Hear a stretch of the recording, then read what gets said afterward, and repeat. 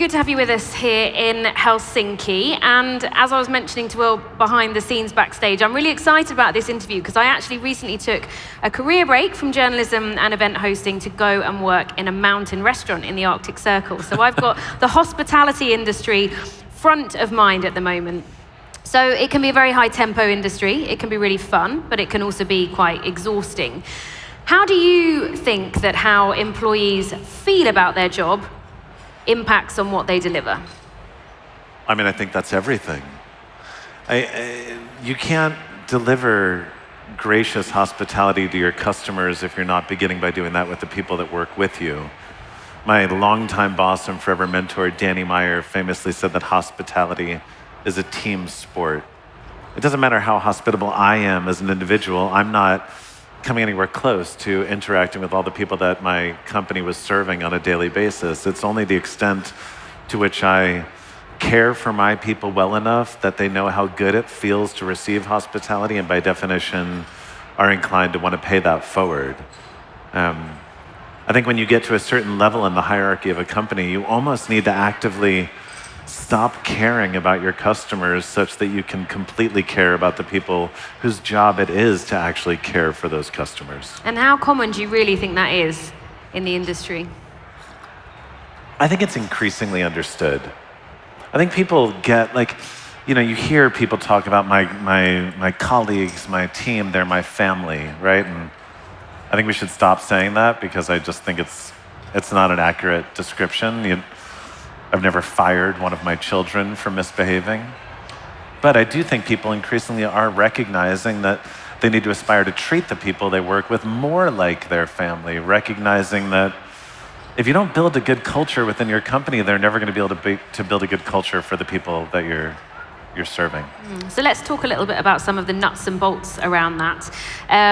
One topic I wanted to talk about is diversity in the hospitality industry. So there's a high demand for talent, which often means a melting point of nationalities and cultures. What are the benefits and challenges of having very diverse teams in the hospitality industry? I mean, okay, so first, I think what's important to acknowledge, and this is for everyone that's listening in, is I believe that anyone, regardless of what they are doing for a living, can make the choice to be in the hospitality industry.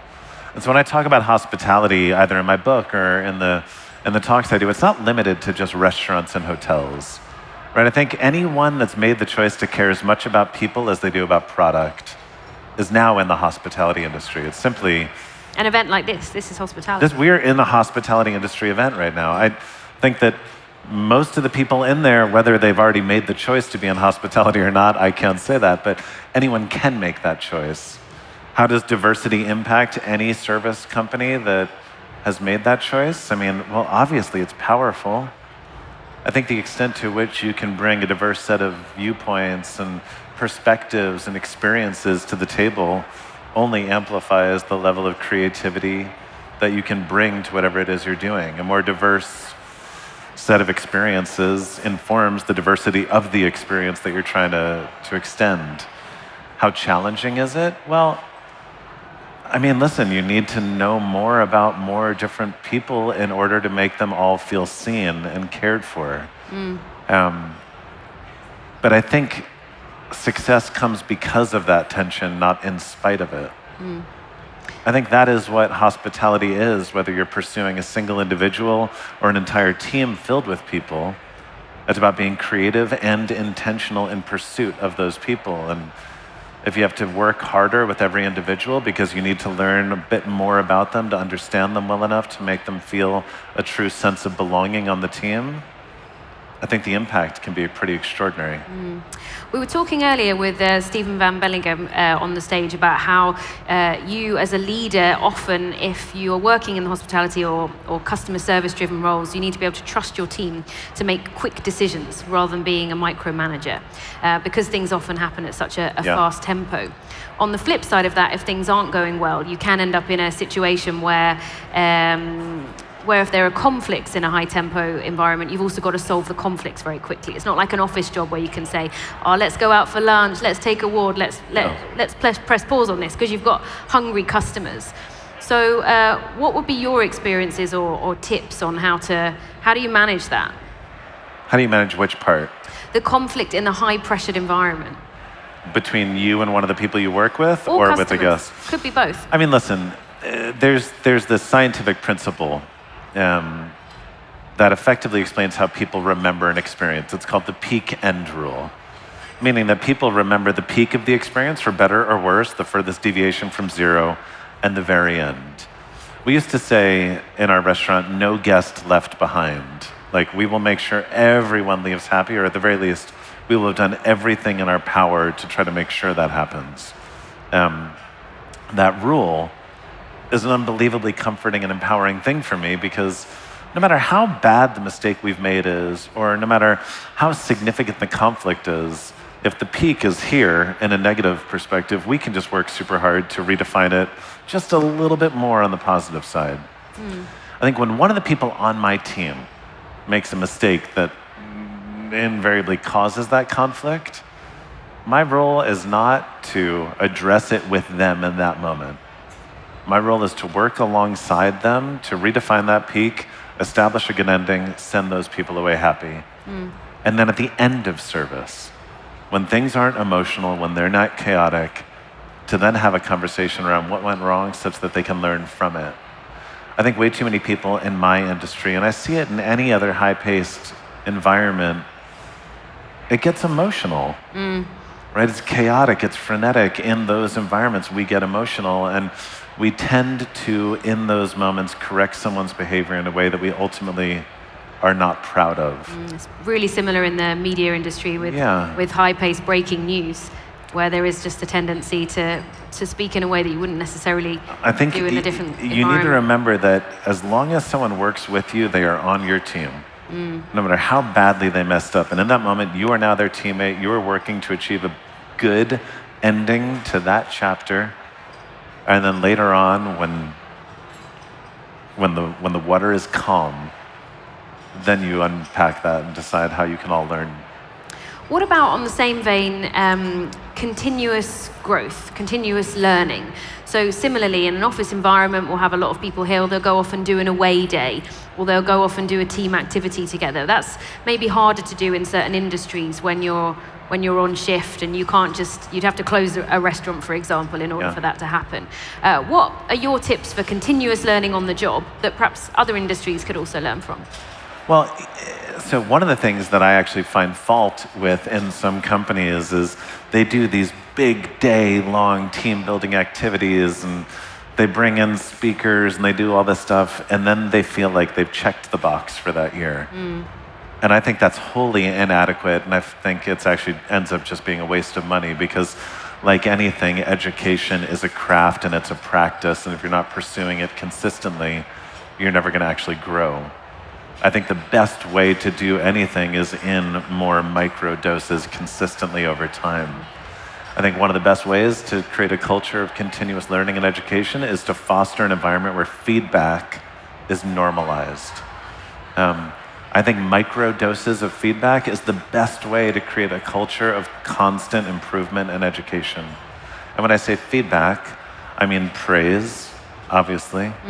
If you're setting very high expectations for the people around you, you better be there to praise them every single time they do something well.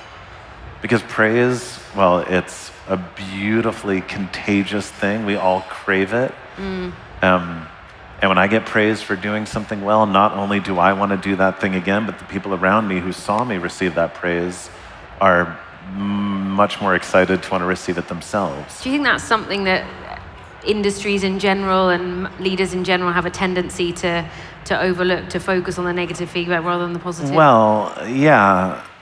Listen, I think if you're a perfectionist, I walk into a restaurant, I immediately see all the things that are wrong before I see the things that are right. I think you need to be more intentional in catching people doing things right than you are doing things wrong.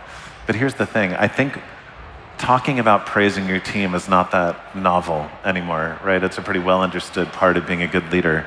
I think what is getting lost is that we're so focused on praise that we've forgotten about how fueling criticism can be. Because if praise is affirmation, criticism is investment. If you're building a world-class organization, you have to assume that the people joining your team are doing so because they want to grow. And you cannot grow if someone is not there to point out when you could be doing something better. But again, if criticism is going to be constructive, it needs to be done thoughtfully. And so I think a gesture of hospitality is not just the consistency with which you give feedback, but the way in which you do. For me, criticism should be the behavior, not the person. It should be done in private, not in public. You should never allow it to be emotional. You should never use sarcasm. Far too many insecure leaders use sarcasm and criticism because they don't have the confidence to just say it in the right way. You need to do it consistently, and you need to be willing to criticize yourself. But I think that if we took the amount of money, energy, time, and resources allocated to single day of learning, and rather spread that over the entire year by constantly, with every single person on the team, praise them every time they're doing something well, and holding them accountable every time they could be doing something better, the extent to which our teams will grow and learn will far surpass the impact of 1, 2, or 3 single-day events. Really interesting. So some insights on what you think other industries can learn from hospitality. Do you have any examples of the coolest companies or businesses that you think are offering exceptional customer service in other fields? Oh my gosh, so many. I mean, I love Stephen's example of Chewy. I think that's a remarkable one. I think when we talk about empowering your team, you look at Zappos or JetBlue, I think the big paradigm shift in how they approach their call centers was so many of these companies with call centers, they effectively analyze someone's performance based on efficiency. They are given this many minutes to resolve a situation. If it takes them longer to resolve that, then they are by definition not doing a good job. Those two companies removed that altogether and just trusted their team to invest as much time as was necessary to either resolve challenging moments or to celebrate the good ones. And each of them has companies that are just as, if not more profitable, with customer satisfaction scores that are that much higher. Yeah, and presumably employee satisfaction as well, because of not feeling under so much pressure. Because you don't feel like Big Brother's watching you and clocking everything. And at the end of the day, I do believe that even the people on your team that perhaps you give the least amount of credit to, they want to do well. And we need to set them up for success in doing well. And if you put someone in a customer service position, doing well means making people happy. And you need to give them the resources, and whether that's the empowerment or the time or the actual cash to do that, they're not going to be able to do it at the level they aspire to. All right, some really interesting insights there. Just since we've got you here, flipping over a little bit, here in Finland and across the Nordics, there's a lot of pride in the cuisine, and I wanted to know if you've had a chance to taste any, and if not, what your favorite Nordic cuisine is. Yes. This is my first time in Helsinki. I've spent time in Stockholm and in Copenhagen. I've been to Noma and Bar and Favaken back in the day, and Geranium. A lot of big name, high-end. I've been to a lot, yes. Yeah. But I'm in Helsinki for like 24 hours. And so I've had a lot of meals for 24 hours. I had 3 dinners last night. I had a minced meat pie by the water. I went to Savoy for a tasting menu. And then I went to Baskeri and Basso for a few plates of pasta last night. I had lunch at Cosmos today. Okay, not been there. 100-year-old restaurant somewhere here. So a true foodie. The food is extraordinary here, but I'll tell you what, the thing I've been even more struck by is the hospitality. There's like stigmas of different countries, and everyone says the Finnish are reserved people, which I guess is true based on the fact that there was a need to allocate an area for extroverts. But still, I've been overwhelmed by the graciousness of the hospitality I've experienced. From the moment I got on the flight, on a Finnair flight in Dallas, until this exact moment now, and I'm excited to come back one day. Yeah, I'm sure people will be really pleased to hear that. And let's do a shout out for the caterers here while we're talking about the food. Wherever you are. So excellent. sorry to those of you watching at home or from the office. I hope you've got some good snacks as well. All right, thanks very much for joining us, Will. Thank you. Thank you, guys. Thank you.